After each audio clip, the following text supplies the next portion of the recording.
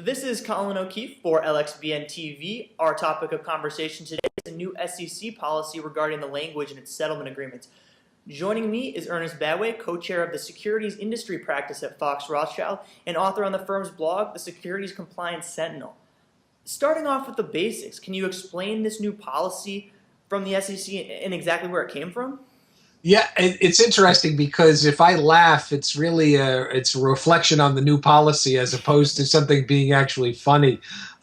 Where it really came from is it derives from the SEC's handling of the city settlement before Judge Rakoff in the Southern District of New York, where Judge Rakoff was highly critical of the SEC for accepting such a settlement without getting Citi to acknowledge that it had done something wrong. Standard practice for many generations, and I mean generations, I don't mean just something that happened overnight. The SEC would resolve its cases with potential respondents or defendants by having them neither admit nor deny the allegations in the SEC case. And that was fairly standard, and it's done because could be potential private civil litigation that those entities are trying to protect themselves with if they agree to the SEC case. Now, what's interesting about it, and as I blogged in our blog, what's interesting is that the SEC's new policy simply fails to address the situation in the Citi case. So the policy that they're trying to put forward to respond to that Citi case doesn't even affect it. And that policy is that if an entity or a person has pled guilty to a crime or been convicted of a crime, the SEC will not allow them then to settle the case without admitting to the factual allegations underlying that particular settlement in the subsequent SEC settlement. As many know, in the Citi case, there was no criminal conviction or Citi never pled guilty to anything. So it wouldn't have affected them anything. So in many respects, this is going to be sort of somewhat of a limited sort of effect, but it really just reflects a misunderstanding of the criticism that's being levied against the SEC. I see. So as you mentioned, this specifically applies to cases where there had been, criminal proceedings before this and that, they had pled guilty. If a company has already pled guilty in its pled guilty on criminal charges, what advantage do they normally gain in situations like this with this neither admit nor deny language, if in, previous action they had pled guilty? That's an excellent point, Colin, because, and again, this new policy makes absolutely no sense because essentially what the company can do or the entity or the person could do if they've already pled guilty is simply ignore the SEC, take a default if the SEC were to file a civil action against them, because quite frankly, they gain nothing by settling with the SEC because the SEC in its new policy pronouncement hasn't said, well, if you accept and if you admit to these facts, we're not going to seek an officer and director bar, or we're not going to seek civil penalties or disgorgement. They don't say that. So what you can assume, and it's a legitimate assumption, is that they're still going to seek those sanctions and that relief. So what's the point in agreeing to the factual underpinnings? It makes no sense. Mm-hmm. It would be easier for a defendant, potential defendant, just to default in the SEC case, and the SEC gets a default judgment because there's no admission then going forward. Mm-hmm. And of course, with this only touching on cases, where there have been criminal proceedings before it, it only deals with so many SEC settlements, such a small fraction of them. So ultimately, is this more than just is this any more than just window dressing? And are there other flaws in the SEC settlement process that would have been better to address before this? That's a great question. Let me address it, and it's also a two-part question.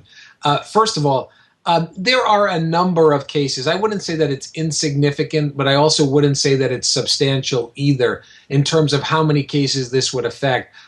I personally think it's not only window dressing, but I think it's silly window dressing. The SEC has devoted resources and made this big sort of pronouncement of what it's going to do. But anyone who understands the SEC process knows that this is the least of the SEC settlement process and what they're looking for. I think the SEC, which comes to the second part of your question, would be better served addressing the systemic problems that it has in its settlement process. For example, one of the things that that I blogged about on this particular question is that what it ignores is that the SEC has this obey the law injunction process as part of its settlement process, where it doesn't specifically delineate what conduct it's actually seeking to enjoin and to prohibit and to stop. It basically just regurgitates the statute and the regulations and says, don't violate them.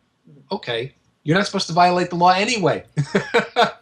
Well, so why don't you have an injunction that actually addresses the specific conduct? Second of all, what it doesn't address is it doesn't address the real facet of what the SEC is seeking to accomplish here. It's seeking to accomplish some deterrence effect. As I sort of stated just before, what you're really going to end up having is the SEC is just basically going to be shunted to the side or ignored because no one's going to bother to deal with the SEC because it just doesn't pay. It doesn't pay to resolve it. Let the SEC do what it's going to do and let the parties move on.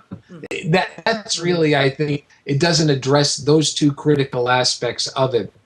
There's some other options, too, that the SEC could have addressed in its settlement process. For example, are there better forms of relief that it could obtain from a particular potential defendant? Like, could it have actually formulated a policy that wouldn't affect, make it so that, the investing public would be protected by, say, for example, barring somebody or an entity from raising capital or being able to participate in the stock market? SEC didn't even look at that particular issue. This is, as I said, from my perspective, silly window dressing, not even window dressing that looks good at the holidays. Yeah.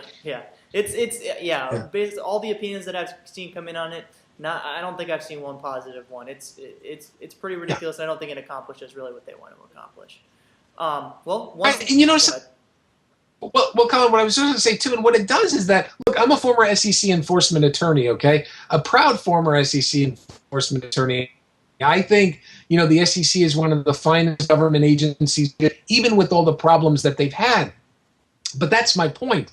What this does is it just continues to focus in on the SEC being in a negative light when they could have taken steps to put themselves in a positive light and move forward in a progressive, realistic manner. What they've done here is they basically kowtowed to some public opinion and makes them look like they're being tough on crime when that's not their function. They're a civil regulatory agency, not a criminal prosecutorial agency. Sorry, I didn't mean to interrupt you, but you had a great point. I wanted to address it. No, it's fine. It's very interesting, and it just doesn't, I think they kind of missed the point on this one. Well, once again, that's Ernest Badway of Fox Rothschild and the Securities Compliance Sentinel. For more on this story, be sure to check out Securities Compliance Sentinel and, of course, lxbn.lexblog.com. Thanks, Ernie.